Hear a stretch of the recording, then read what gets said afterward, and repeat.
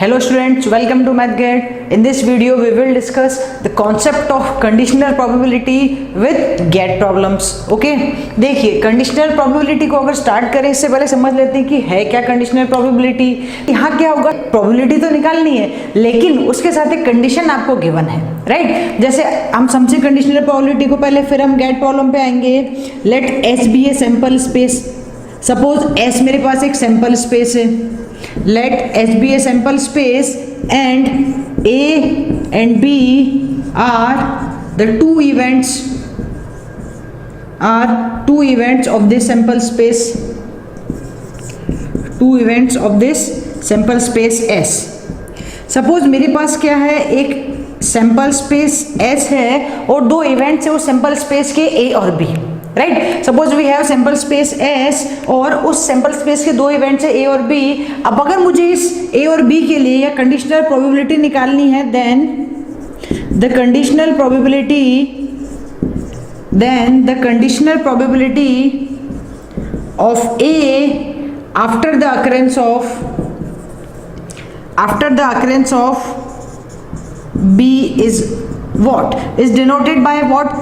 Conditional probability of A just after the occurrence of B. देखिए लिखेंगे कैसे इसको, कंडीशनल प्रोबेबिलिटी, ये जो मैंने लिखा है P A by B, it is called conditional probability of A just after the occurrence of B.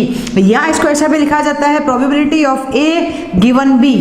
Probability of A given B, ये प्रोबेबिलिटी ऑफ ए आपको निकालनी है जबकि बी ऑलरेडी गिवन है. या दो ऐसे इवेंट्स हो रहे हैं ए और बी, उसमें से बी पहले हो गया है और बी के होने के जस्ट बाद कौन सा हो रहा है, इवेंट ए हो रहा है. तो that is the conditional probability of A just after the occurrence of B, या कंडीशनल प्रोबेबिलिटी ऑफ ए, या आप ऐसा बोल सकते हैं probability of A given B, जब आपको बी गिवन है. राइट, तो ये बनता है students probability of A intersection B divided by probability of B. जब हम निकालते हैं गिवन बी है तो यहाँ डिवाइड में बी आएगा, प्रोबेबिलिटी ऑफ बी बन जाएगा. ये बन गया probability of A intersection B. Right, A intersection B आ गया और प्रोबेबिलिटी ऑफ बी आ गया. ए इंटरसेक्शन बी मतलब बोथ वाला केस आ गया. राइट, अब अगर मुझे इसको लिखना है और इसकी कंडीशन है कि probability of B is not equal to zero. ये कब अप्लाई होता है, जब ये जो प्रोबेबिलिटी ऑफ बी है वो जीरो ना हो. ओके, अब सपोज आपको अपोजिट लिखना है कि कंडीशनल प्रोबेबिलिटी ऑफ बी लिखनी है just after the occurrence of A. जब हम दो इवेंट्स ले रहे हैं, मान लीजिए उसमें ए इवेंट पहले हुआ है, बी इवेंट बाद में हो रहा है, तो conditional probability of B just after the occurrence of A is equal to बन जाएगा probability of A intersection B same, और नीचे जो आएगा वो यहाँ आ जाता है प्रोबेबिलिटी ऑफ ए बन जाएगा. यहाँ कंडीशन ये बन जाएगी कि probability of A is not equal to zero, ये जीरो नहीं होना चाहिए. तो इसको बोलते हैं कंडीशनल प्रोबेबिलिटी या conditional probability of A just after the occurrence of B, या probability of A when B is given. तो यहाँ दो इवेंट्स होते हैं हमेशा एक साथ, किसी एक इवेंट के लिए कंडीशनल प्रोबेबिलिटी नहीं निकलती है.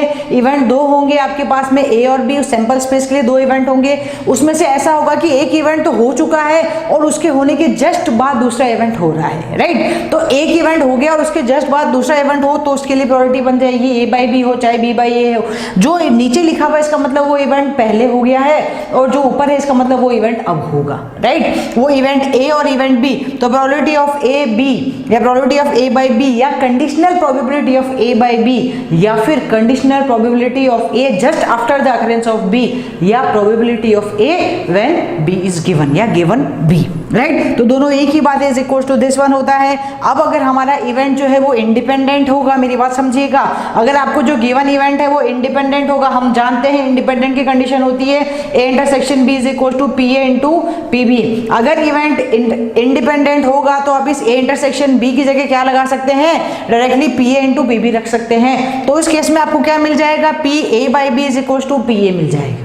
Are you getting my point? ये भी एक अच्छा कॉन्सेप्ट है यहाँ से, क्या कि अगर इवेंट आपका इंडिपेंडेंट है तो probability of A by B is equal to A intersection B है, इंडिपेंडेंट होगा तो आप इसकी जगह P A into P B रख सकते हैं और ये बन जाएगा पी बी. तो आप इसको क्या लिख सकते हैं, प्रोबेबिलिटी ऑफ ए बी लिख सकते हैं. It depends on the question कि जो इवेंट गिवन है वो इंडिपेंडेंट है या नहीं है. अगर वो इंडिपेंडेंट है तो आप डायरेक्टली लिख सकते हैं P A by is equal to A by B is equal to P A.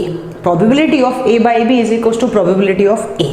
Right. तो ये हुई बात कंडीशनल प्रोबेबिलिटी की। सिर्फ यही कॉन्सेप्ट होता है कंडीशनल में, हमेशा दो इवेंट होंगे, एक इवेंट हो चुका होगा और एक इवेंट होने वाला होगा, राइट। दो इवेंट है, एक ऑलरेडी हैपेंड होगा और एक होने वाला है, राइट। चलिए अब बात करते हैं क्वेश्चन की। इसी क्वेश्चन है हमारे पास, the probability that a communication system will have high fidelity is 0.81, the probability that the system will have both high fidelity and high selectivity is 0.18, then the probability that the given system with high fidelity will have high selectivity is what? We have options as well.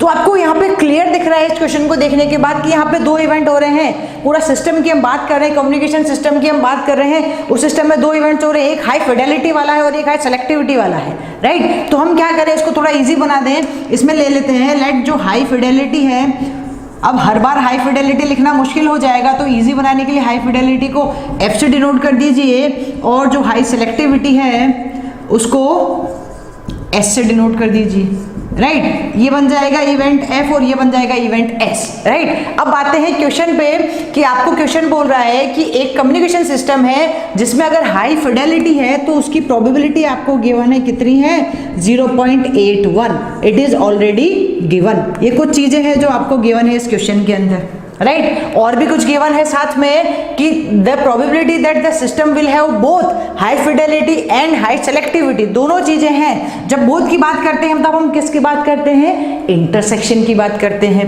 Right. तो मुझे given है fidelity means F intersection S that is equal to 0.18, ये भी मुझे given है, right. तो एक आपको गिवन है हाई फिडेलिटी की प्रोबेबिलिटी दैट इज 0.81, एक आपको गिवन है कि सिस्टम में दोनों चीजें हैं, हाई फिडेलिटी भी है और हाई सेलेक्टिविटी भी है, तो वो बन जाएगा इंटरसेक्शन। तो probability of F intersection S is equal to 0.18 है, राइट। ये तो गिवन है, अब निकालना क्या है, then the probability that the system with high fidelity will have high selectivity is what. अब देखिए यहाँ पे दो इवेंट हो रहे हैं, हाई फिडेलिटी और सेलेक्टिविटी, तो कौन सा इवेंट पहले हो रहा है, जो पहले आएगा वो पहले हो रहा है। तो आपको ऐसा बोल रहा है the probability that the given system with high fidelity will have high selectivity, तो हाई फिडेलिटी वाला निकालना है और उसमें क्या हो, हाई सेलेक्टिविटी भी हो।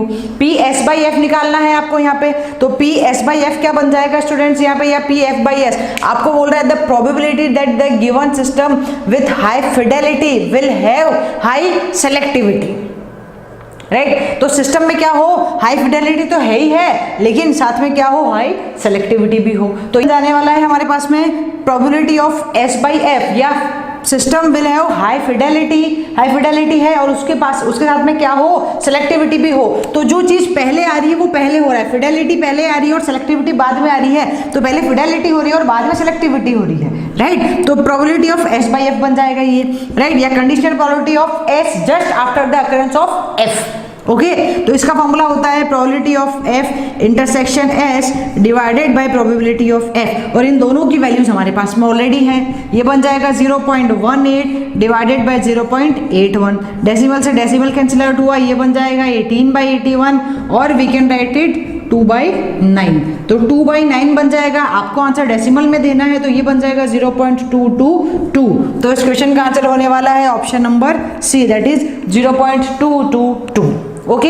बहुत सिंपल क्वेश्चन है, बेसिक कंडीशनल प्रोबेबिलिटी का क्वेश्चन है। आपको क्या करना है, आपको जो गिवन है आपने नोट डाउन किया। आपको गिवन थी एक प्रोबेबिलिटी फिडेलिटी के लिए, एक आपको प्रोबेबिलिटी गिवन है कि जहां दोनों चीजें आ रही, फिडेलिटी और सेलेक्टिविटी, F और S दोनों आ रहा है, तो दोनों को आपने ले लिया। और फिर उसके बाद आपको निकालना है कि ऐसा इवेंट निकालिए या ऐसी प्रोबेबिलिटी निकालिए जिसके पास क्या हो, हाई फिडेलिटी तो हो ही हो लेकिन उसकी हाई सेलेक्टिविटी भी हो। तो पहले क्या हो रहा था, फिडेलिटी हो रहा था, राइट, इसलिए प्रोबेबिलिटी ऑफ S/F बन जाएगा या probability of S given F बन जाएगा, ओके। तो हमने सॉल्व किया, आंसर आ गया 0.22।